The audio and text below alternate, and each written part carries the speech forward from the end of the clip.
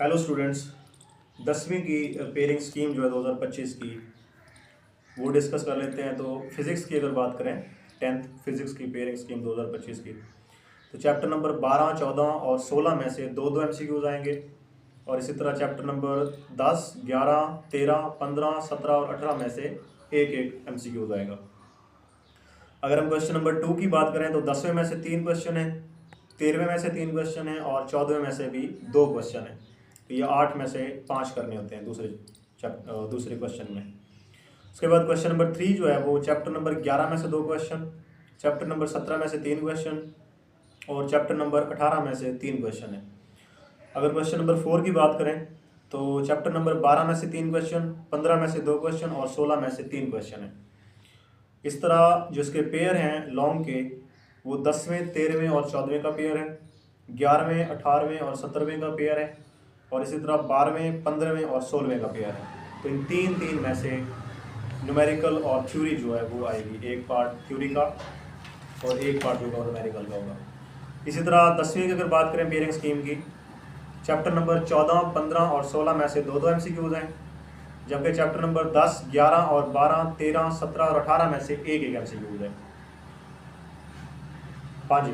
उसके बाद question number 2 की अगर बात करें तो चैप्टर नंबर 10 में से 3 सवाल होंगे, चैप्टर नंबर 11 में से 2 सवाल होंगे और इसी तरह चैप्टर नंबर 12 में से 3 सवाल होंगे। चैप्टर नंबर 10 में से 3 सवाल, चैप्टर नंबर 11 में से 2 सवाल और चैप्टर नंबर 12 में से 3 सवाल। ये 8 में से 5 करने होते हैं। इसके बाद क्वेश्चन नंबर 3 जो है वो चैप्टर नंबर 13 में से 2 सवाल, चैप्टर नंबर 14 में से 2 सवाल और चैप्टर नंबर 15 में से 4 सवाल।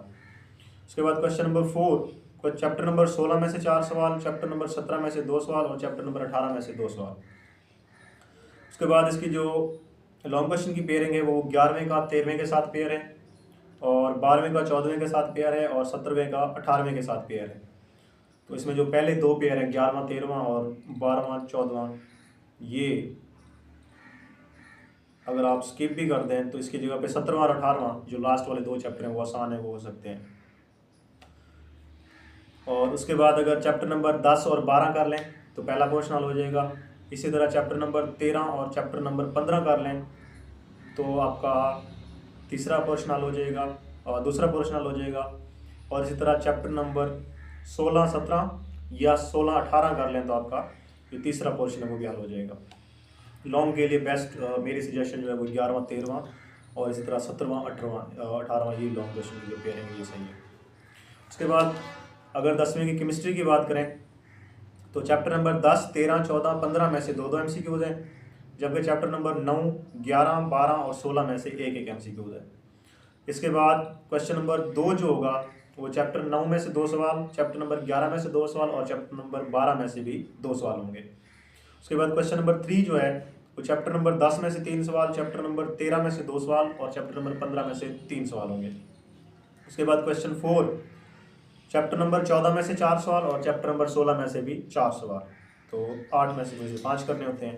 उसके बाद अगर लॉन्ग की बात करें तो 9वें 10वें का पेयर है, 13वें 15वें का पेयर है और 12वें 16वें का पेयर है। जी 10वीं की पेयरिंग के लिए अगर आप यही पेयरिंग स्कीम को फॉलो करेंगे 2025 के लिए, और अगर इनमें से जो चैप्टर स्किप कर सकते हैं वो कर लें ताकि शॉर्ट टाइम में अच्छी सी प्रिपरेशन हो सके।